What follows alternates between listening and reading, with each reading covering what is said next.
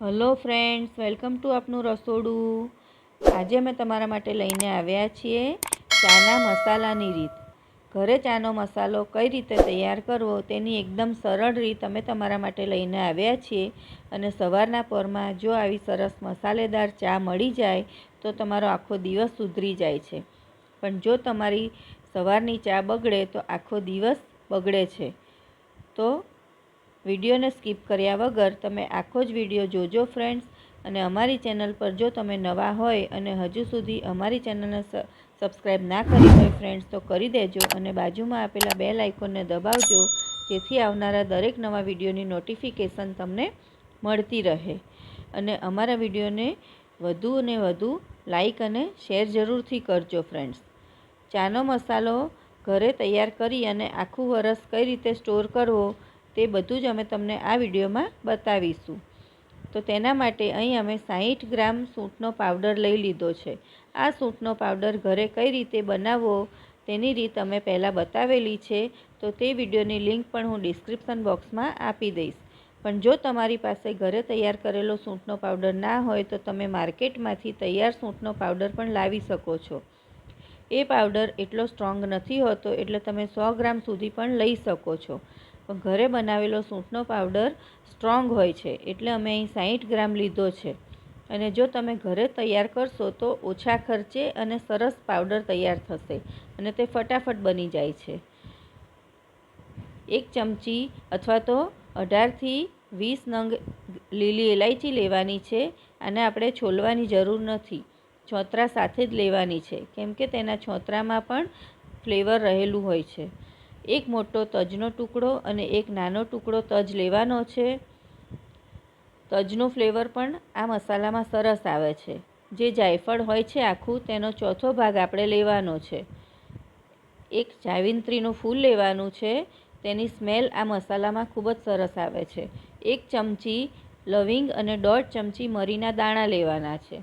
તમે આની અંદર થોડું લવિંગ અને મરીનું પ્રમાણ વધારે રાખી શકો છો જો તમને એકદમ સ્ટ્રોંગ મસાલો ગમતો હોય તો। ફક્ત આટલી જ વસ્તુમાંથી આ મસાલો એટલો ટેસ્ટી તૈયાર થાય છે કે ફરી ક્યારેય તમે જો આવો મસાલો ઘરે બનાવશો તો માર્કેટમાંથી તૈયાર મસાલો નહીં લાવો। જો તમને આની અંદર મોટી ઇલાયચીનો ટેસ્ટ ગમતો હોય તો તમે 1 નંગ મોટી ઇલાયચીને છોલીને લઈ શકો છો, પણ અમે અહીં નથી લીધી। ત્યારબાદ જે ખડા મસાલા છે તેને આપણે થોડા શેકી લેવાના છે। ખાલી તેની અંદરથી મોઇશ્ચરનું પ્રમાણ દૂર થાય એટલા જ આપણે તેને શેકવાના છે અને ગેસ એકદમ ધીમો રાખવાનો છે। ફક્ત 4થી 5 જ મિનિટમાં શેકાઈ જશે આ।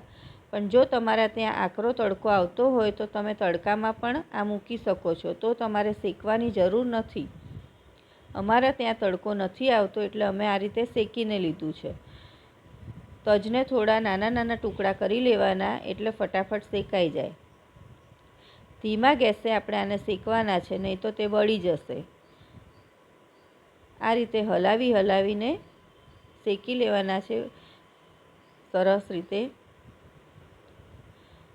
મસાલો સરસ શેકાઈ ગયો છે તો હવે આપણે ગેસ બંધ કરી દેવાનો અને તેને એક પ્લેટમાં લઈ લેવાનું એટલે તે ફટાફટ ઠંડુ થઈ જાય। આ મસાલો એકદમ ઠંડો થાય પછી જ આપણે તેને ક્રશ કરવાનો છે, ગરમ ગરમ મસાલો ક્રશ નથી કરવાનો। સરસ ઠંડુ થઈ ગયું છે બધું જ, તો હવે તેને આપણે એક મિક્સરના જારમાં લઈ લઈશું અને સરસ એકદમ પાવડર જેવું ક્રશ કરી લેવાનું છે।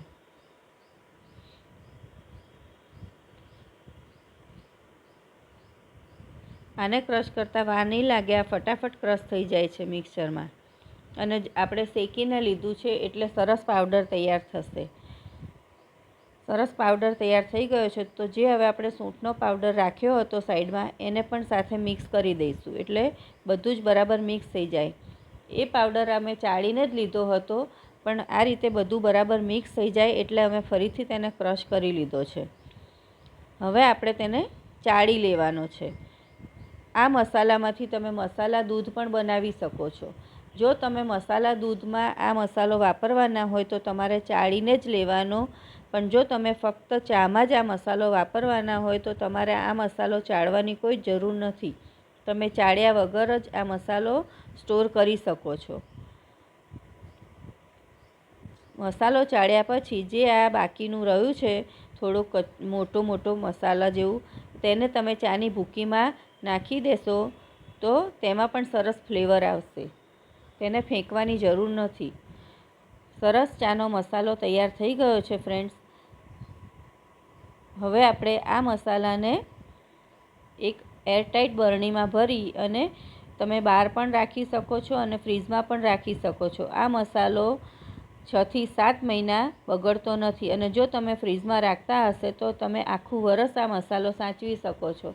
અને જ્યારે તમારે મસાલા ચા બનાવવી હોય ત્યારે ફક્ત 1/4 ચમચી અથવા તો 1 ચપટી મસાલો નાખશો તો પણ તેનો ફ્લેવર ખૂબ જ સરસ આવશે ચાની અંદર. તો તૈયાર છે આપણો ચાનો મસાલો ફ્રેન્ડ્સ.